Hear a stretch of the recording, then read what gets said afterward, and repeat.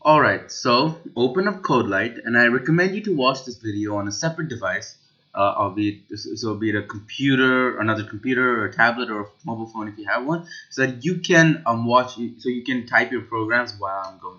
But if you want to use your computer for watching the video and writing the code, that's completely fine. It's just kind of it's a nicer way to program while watching videos.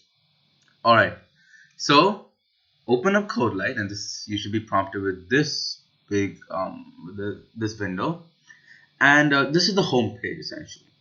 So what we're going to do is we're going to create a new workspace. Now I like to think of a workspace as like a table, right? A desk. So this is our desk where we're going to be working, our study table, and so we have to create our new study table so that we can work on it, right? Let's go ahead to new workspace, and you can see that there's three. You might not know what these are. Well, hopefully you know what C++ is. It's a programming language. But there's PHP and there's Node.js. So these three are programming languages which CodeLight does support and help us program with those programming languages onto CodeLight. But enough of that. Let's just go click on C++ because that's what we're doing. Okay.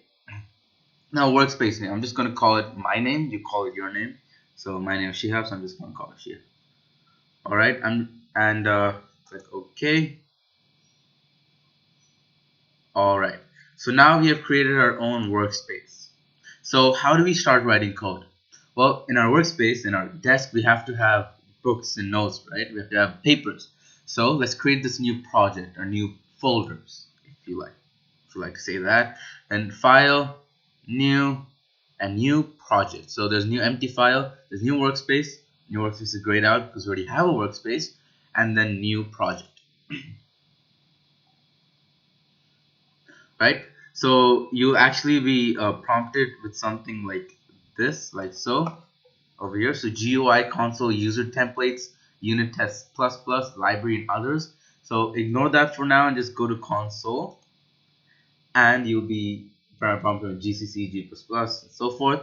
Click on simple executable G++, right? This is not a programming language. It's not like different from C++. It's not like the C++ to G++. It's just a compiler which we will use. All right, so click next, and our project name. So I'm just going to call it Hello World. Right? So now our new project. So a compiler, debugger, and build system. Our compiler is what changes our code into system language, zeros and ones, binary code, which the computer understands. So there's GNU G++, and then we have a debugger, is GNU GDB debugger, right? So these might seem arbitrary for now, but later on it'll be quite substantial. It'll be quite visible to you. You'll know what these really mean. And then we have our build system. Our build system is set to default. Don't change it because then it kind of messes up the application. Just put it to default, and then you may press finish. Target directory, please select a file, different. Alright, so you might get this if you already created a project path, if you already created your project inside this path. So I'm gonna go and change this path. I'm actually just gonna put it on my desktop because that made it easier. And next, and finish, and we are done. So you might have got the same error, and if you have, then you know now why. Alright, so now as you can see on this left panel, we have Shehab, which is my workspace, and then we have a folder called Hello World, which we just created. So we can go a drop down menu, and there's SRC. SRC stands for source, and then we have main.cpp, and if you double click, then we get this place, these 7 lines of code which we can start programming. So I'm just going to zoom in so that we can see. So this might seem really confusing to you if you do not know programming. If you know programming, you can probably tease this apart, but let's just get rid of this. This just seems arbitrary. We don't really need that. Alright, so what are we going to do now? Well, let's start off by just writing this bunch of lines of code. Just copy this down onto your system. Hash include iostream using namespace, if I can spell name right, space std int main void. Alright, out, hello world. So what do you think this program does? Well, if you just have a glance of it, there's something to do with this hello world, which is the only thing that kind of makes sense over here, except probably include, but what does that do? Well, just leave that for now. So that's the only thing which really makes sense, the English word sense. And so hello world. So what this program essentially does is that it tells the computer to print hello world, right? So let's tease this apart line by line, right? So for example, I'm the computer and I'm going through this code. Hash include IO string. Well, let's leave that for now. It's kind of higher ground of programming, and we'll look into that later. But for those of you who do know how to program, just know that these are libraries. And again, with line 3, using namespace std, leave that for now.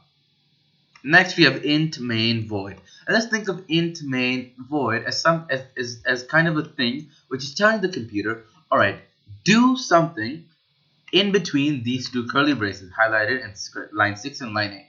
And what is in between these curly braces? Well, we have cout hello world. So I like to think of cout as saying C++ out, right? So if you're going to cout C++ out, it's like giving a command, right? So it's telling the compiler C++ out, print out. And what do you print? Well, everything after these two angular brackets, right? So we have hello world, and it's a text, so that's why it has 2 quotation marks. So what is it going to do? It's going to print hello world. And something very, very, very important is the semicolon. Many people, they spend hours and hours trying to debug their code, and they just forget the simple semicolon. Alright, so semicolon is basically a period to a sentence, a full stop which says, alright, the sentence is stopped, go to the next line, and the next line is basically ending this whole paragraph, so to say. Alright, so let's go ahead and run this program. Right? So first, let's go ahead and save it so that the program knows that we're done with editing it. So saved. There's a green bar showing up, and then we go on to build, and then run. All right. And it might say you might be prompted build and run. Just click build and run always. That it always builds and runs.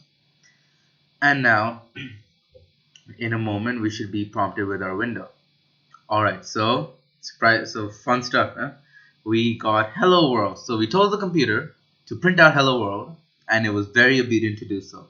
So we have our first ever program in C++, hello world. So congratulations, you reached quite far in programming. Got a long way to go, but this is a really good start, a humble start, and you just printed hello world in a new programming language, C++. And you should know that C++ is a language.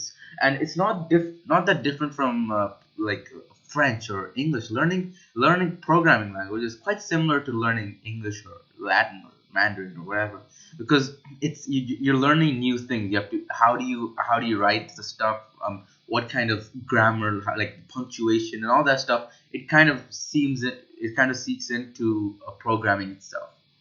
And in the next video, we'll be looking at further problems and a bit more challenging problems so that we can tackle.